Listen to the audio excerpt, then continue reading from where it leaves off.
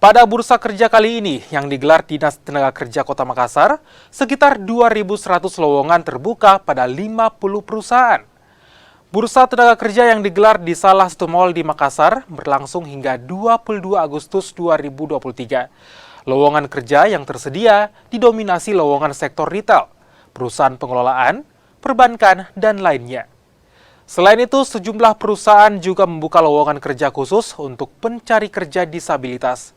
Tahun ini, pencari kerja juga dimudahkan dengan penggunaan link pendaftaran online sehingga tidak perlu membawa berkas secara fisik. Lebih dari saya laporkan tadi 2.100, tapi setelah saya akumulasi kembali ternyata lebih dari itu.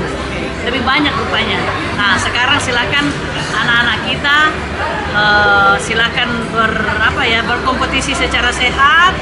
Tentunya harus jangan bermodal ijazah saja, tapi yang terpenting adalah skill yang memadai, sertifikasi kompetensi yang penting. Totalnya perusahaan yang bergabung kali ini, Bu?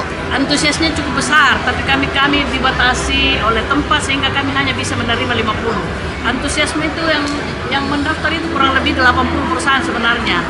Tapi dengan berbagai indikator-indikator kami gunakan sehingga ada beberapa perusahaan yang